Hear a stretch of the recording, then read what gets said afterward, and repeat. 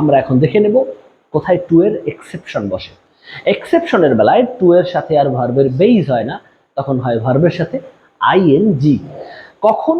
কিছু নির্দিষ্ট ক্ষেত্রে শুধু ব্যতিক্রম। যখন আমাদের ফ্রেজ বা শব্দগুচ্ছটি আছে with a view to, with a view to মানে কোনো কিছুর উদ্দেশ্যে, বা আরো সহজভাবে বললে কোনো কিছুর জন্য।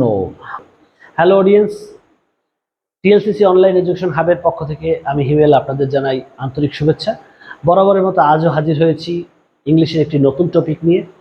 Topic right form of verbs, এবং টপিকের একটি গুরুত্বপূর্ণ নিয়ম নিয়ে আজ আমরা আলোচনা করব। টু এর বেসিক রুল এবং টু এর এক্সেপশনাল রুল, যা SSC, HSC, university exam, nursing admission exam অথবা জব এক্সামের ক্ষেত্রে খুবই গুরুত্বপূর্ণ। টু এর বেসিক রুলের বেলায় কিভাবে টুকে ভার্বকে ইউজ করতে হবে, এবং টু এর এক্সেপশনাল রুলের বেলায় কিভাবে ভার্বকে ইউজ করতে হবে, তা নিয়েই আজ আমাদের প্রোগ্রাম। প্রথমে দেখে নেই টু এর বেসিক রুলের ক্ষেত্রে কি হবে। টু এর বেসিক রুলের বেলায় আমরা জেনে নেই টু এর পরে মূলত ভার্বের বেস ফর্ম বসে। ভার্বটার বেস ফর্ম মানে শুধু মূল অংশটা, আদি, যেখান থেকে ভার্বটা আসছে। ভার্বের সাথে কোনো এস বাই এস, ভার্বের সাথে কোনো আইএনজি, V2 V3 কিছুই হবে না, শুধু হবে ভার্বের বেস, এবং তা বাক্যের মধ্যে বসে ইনফিনিটিভ বা অসমাপিকা ক্রিয়া নির্দেশ করে। এটা তো আমরা মুখস্থ ভাষায় শিখলাম, এখন আমরা একটা উদাহরণের সাহায্যে শিখে নিই যে কিভাবে টু এর বেসিক রুলসকে অ্যাপ্লাই করতে হবে। ধরেন I went to the market to buy the shirt. আমি বাজারে গিয়েছিলাম, এখানে তো টু দেখতে পাচ্ছি কিন্তু এরপর ভার্ব নয়, আমাদের মূল ক্ষেত্রটা হচ্ছে এই ব্র্যাকেটের মধ্যে জায়গাটা টু বাই। এখানে বাই এর আমরা কিভাবে প্রয়োগ করব? এটা কি বাই রাখবো, না বাইয়ের সাথে আইএনজি দেবো, না বাইয়ের পাস্ট টেন্স বট করব, না বাইয়ের সাথে এস ব্যবহার করব বাইস, নাকি হ্যাভ বট, হ্যাজ বট, কি করব? তাহলে একটু দেখে নেই। I went to the market, আমি মার্কেটে গিয়েছিলাম। টু বাই দ্য শার্ট, শার্টটা কিনতে। এই যে শার্টটা কিনতে, এই যে তে ব্যবহৃত হলো, এখন পুরা শব্দটা দাঁড়ায় কিনতে। এই কিনতে শব্দটি দিয়ে মনের ভাব পুরোপুরি প্রকাশ পায় না, আরো কিছু শোনার আকাঙ্ক্ষা থেকে যায় যে কি কিনতে।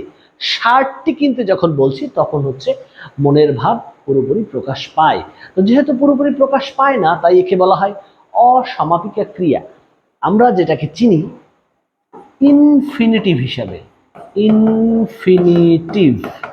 তো খেয়াল করি, যখনই হচ্ছে টু হচ্ছে আর তারপরে আমরা শিখিয়ে নিয়েছি একটু আগে ভার্বের বেইস হয়, ভার্বের বেইস হচ্ছে তাকে এক কথায় বলে ইনফিনিটিভ। তাহলে এখানে অ্যান্সারটা হবে কি? ভার্বটার বেইস। এখন ভার্বটা আছে কি? বাই।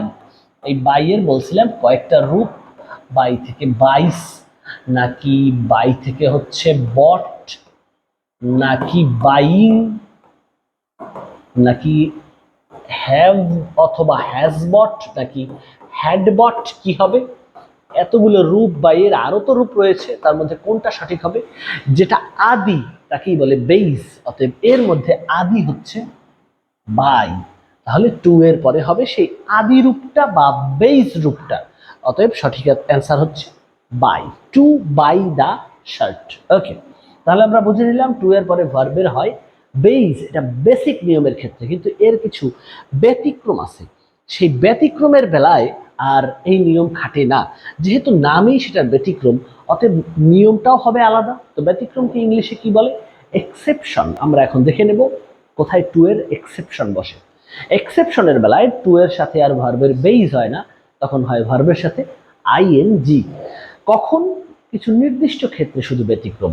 যখন আমাদের ফ্রেজ বা শব্দগুচ্ছটি আছে with a view to, with a view to মানে কোনো কিছুর উদ্দেশ্যে, বা আরো সহজভাবে বললে কোনো কিছুর জন্য। উইথ আ ভিউ টু যখন থাকবে, তখন এই যে টু এরপর যদি আবার একটা ভার্ব আসে, সেই ভার্বের হবে আইএনজি। অথবা যদি থাকে look forward to, look forward to মানে কোনো কিছুর জন্য ওয়েট করা বা অধীর আগ্রহে অপেক্ষা করা, তাহলে এই টু এর পরে ভার্বের সাথে আইএনজি। বি অথবা গেট ইউজ টু, এখন এটার পরেও এই ইউজ টু মানে তো যা আমরা জানি অভ্যস্ত হওয়া, তাহলে বি ইউজ টু অথবা গেট ইউজ টু হচ্ছে অভ্যস্ত হওয়া।